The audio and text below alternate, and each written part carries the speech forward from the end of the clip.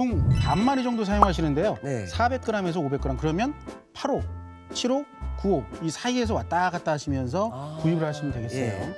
자, 먼저 닭 다리살이죠. 네.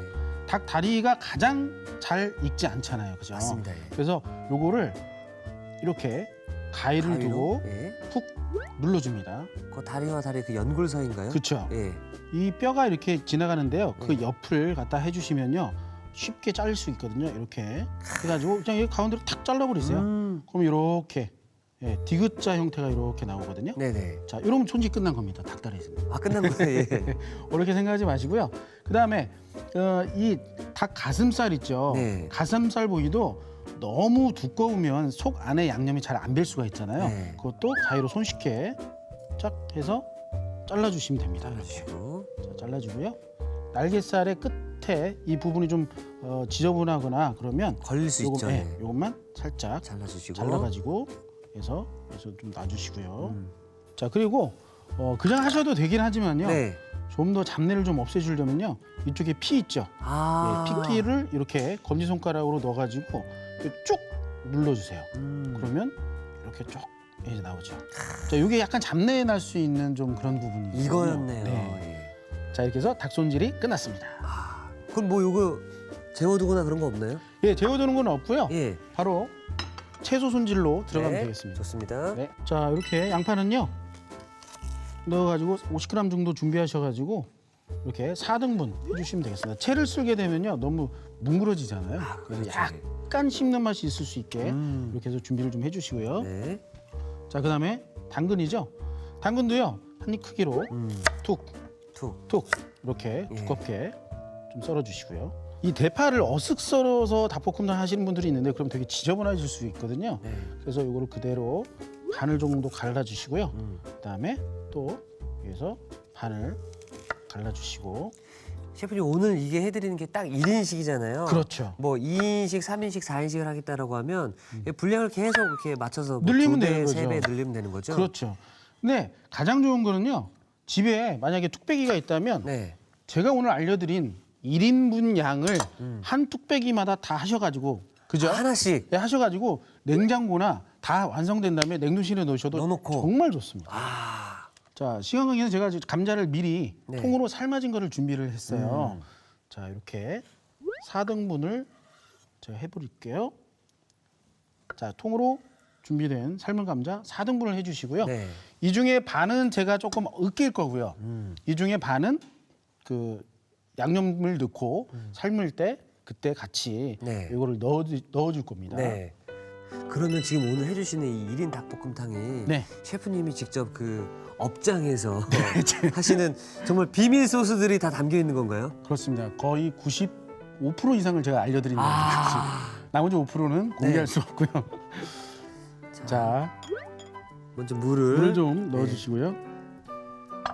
그 5%가 빠져서 좀 맛이 좀 부족한 건 아닙니까? 아니, 그렇지는 않고요. 네. 거의 맛있는데 저만의 또 그 좀 복잡한 과정들이 있어요. 가정에서는 하기 힘든 것은 살짝 좀 쉽게 제가 바꿨죠. 자, 고춧가루 넣어주시고요. 네. 간장. 네, 간장 넣어주시고요. 간장은 진간장이 좋습니다. 네. 국간장으로 하게 되면 아무래도 이제 염도가 좀 높기 때문에 네. 자, 맛술도 넣어주시고요. 맛술. 그다음에 다진 마늘, 뭐 생강도 좀 넣어주시고요. 네. 생강은 또 너무 많이 넣지 마시고요. 한 꼬집 정도. 굴소스인가요? 굴소스입니다. 아. 네. 닭볶음탕에도 굴소스가 들어가나요? 그럼요. 저만의 또 비법인데요. 네. 굴소스가 들어가면요, 의외로 이 맛이 잘 조화롭게 어우러져가지고요, 맛있습니다. 그다음에 저는 설탕 대신에 네. 자, 건강에 좋은 좋죠? 설탕 대신에 조청을 제가 넣어드릴게요. 야, 이런 거 보고 있으니까 그 5%또 뭔지 궁금해지네요. 저희 매장에 시간 나면 놀러 오시면요, 네, 제가 조용히 귀뜸해 드릴게요. 주방으로 몰래 한번 쓱 들어가 보겠습니다. 자, 그리고 자, 후추는 1티를 넣었습니다. 네, 한 큰술. 네, 닭볶음탕에 후추가요, 너무 적게 들어가면 또 잡냄새가 날 수가 있거든요. 맞습니다. 예.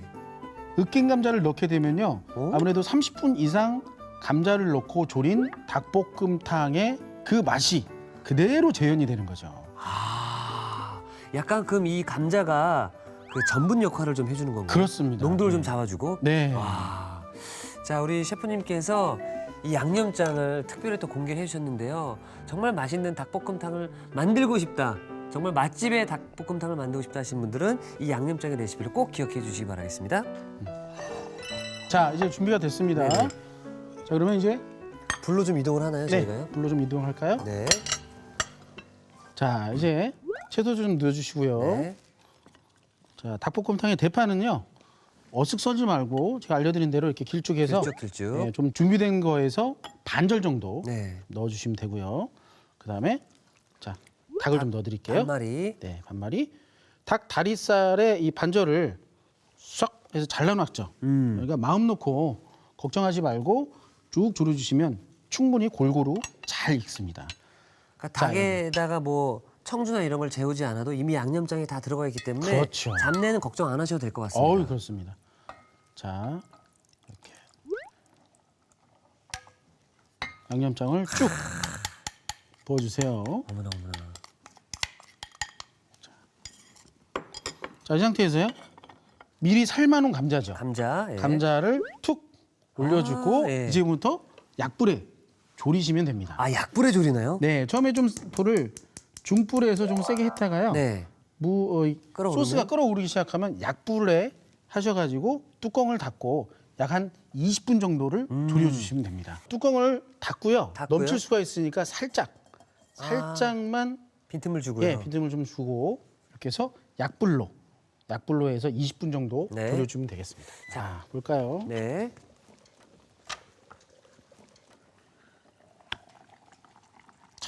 잘 끓고 있죠? 네. 이게 뚜껑을 싹 열어주셨는데 네. 냄새만 맡아도 이건 맛있겠다.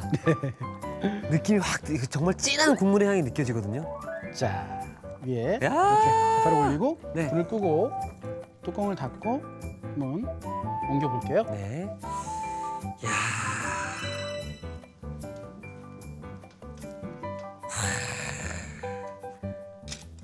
그럼 마지막 뚜껑을 한번 싹 한번 열어주시기 바라겠습니다. 네. 네. 냄새 맡을 준비 네. 되셨나요? 아! 자, 이렇게 해서 1인 닭볶음탕이 완성되었습니다.